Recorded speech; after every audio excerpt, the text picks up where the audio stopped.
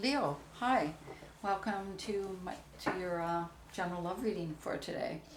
I'm going to be using the Llewellyn deck, and I'll be doing the Celtic Cross layout for you. This may not resonate for everyone as it's a general reading, but if it does resonate for you, there will be an extended available, and the information for that is in the box below. Also, I'm now open for personal readings, and the information for that's also in the box below. All right, let's get started here. So just to let you know, the gender cards in here, like the kings and queens, refer to the divine energies, which are in all of us. And also with this deck, I don't do reversals. Okay, so just to let you know that too. So, as a general love reading, I never know what's going to come up because they're your cards, not mine, and I'm as surprised as you. So we'll see what comes up. It's not always romantic love, but it usually, is about passion and love of some sort or another. Okay, nice.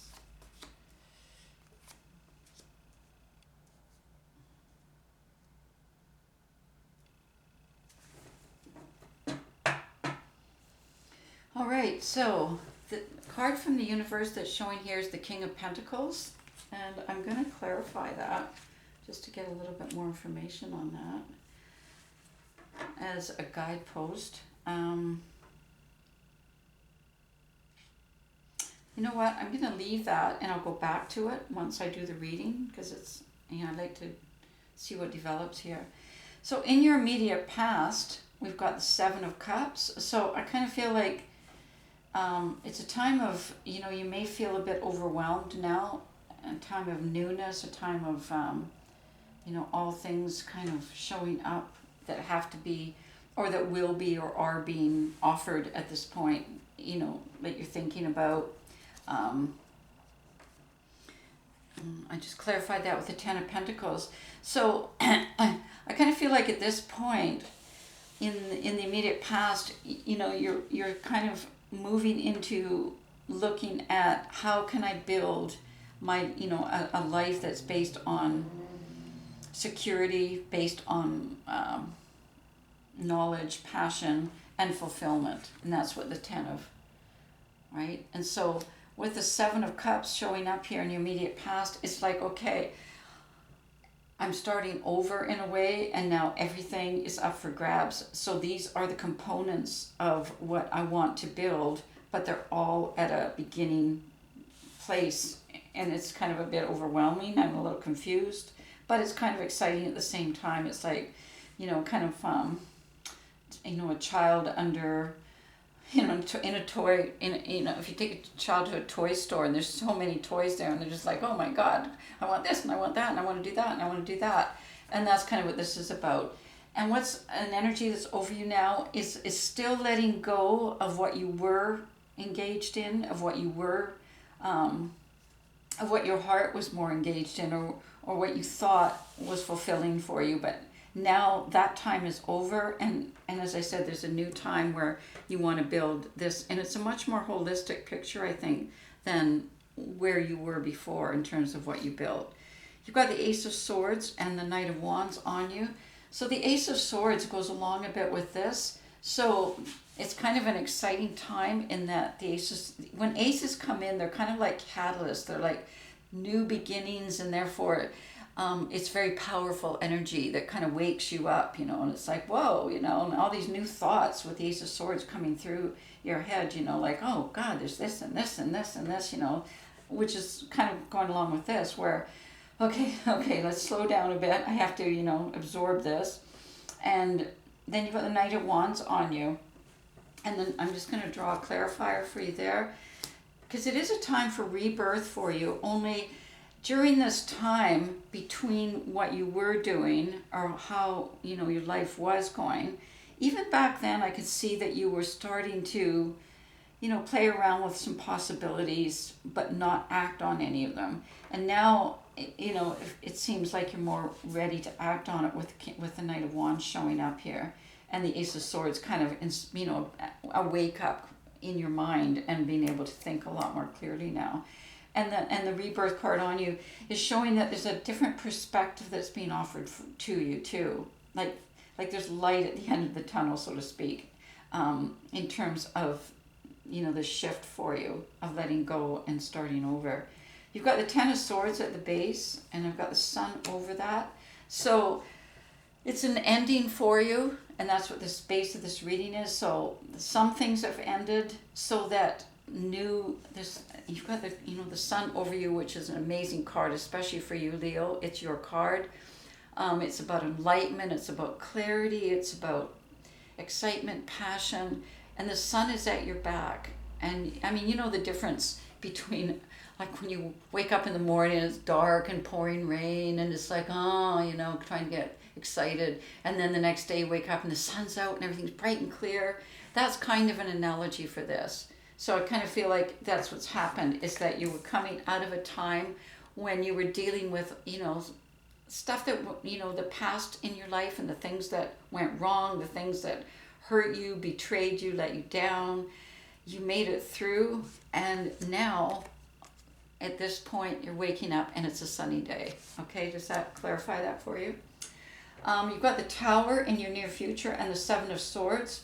So the Tower is part of this regeneration process, because, as I said, with the Judgment card, it's a rebirth. So the Tower is part of that regenerative process where, like the Five of Cups up here, the Tower is giving you an opportunity to let the sun in. Because if you wake up on a sunny day and you are so used to having, heavy curtains drawn because, you don't want to deal with all the dark weather, and then you have to open the curtains, right, in order for the sun to get in. And that's what the Tower is. So the Tower is the universe, along with the Ace of Swords, kind of like creating an opening for you. It's like, it's exciting. But it can be disconcerting at the same time, because it can be quite, with the Ace of Swords especially, it can be quite intense at the beginning. Okay, and then you've got the Seven of Swords here around with the Page of Swords. So it's kind of like moving away from where you were creating your life in a way that seemed a bit combative, like always feeling like you had to be ready for anything, okay? And moving away now to a place with the Page of Swords where you wait for messages to come your way, and then you move. So you wait for signs, you wait for messages, you trust the universe, you trust that things are going to show themselves before you make the move, which may have been what caused the Ten of Swords in the past, that maybe you didn't, cautiously, I won't even say cautiously, intuitively wait, but you moved quickly on things that maybe came, and maybe they weren't the right things for you. Maybe they were, but I kind of sense that maybe that is where the Ten of Swords might have come from for you. But now you've got the Sun replacing that, so you want to wait until things are clear now before you move. And then you've got the Queen of Cups here and the Four of Cups. So moving more into your, asking for nurturing, asking for, wanting to create. Okay, I've got the Ace of Pentacles here with the Queen of Swords. So it's an opportunity to manifest a different kind of security for yourself that's based more on intuition, based more on heart-centeredness, creativity, caring, nurturing. And then you've got the Four of Cups. So once again, the Four of Cups kind of goes along with the Five of Cups here, where it's about, something breaking through that enables you to let go of these Three of Cups that were what your past was built on. And now the Fourth Cup's coming in to show you that there's another way.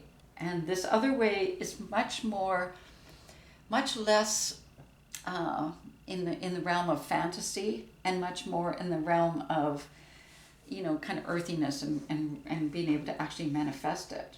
Because in a position in your subconscious is what you're heading towards is love, almost like a soulmate relationship, wanting that love that's reciprocal, that's, based on, each person really being there and caring for each other in an authentic way, and being united under the spirit of the universe, right?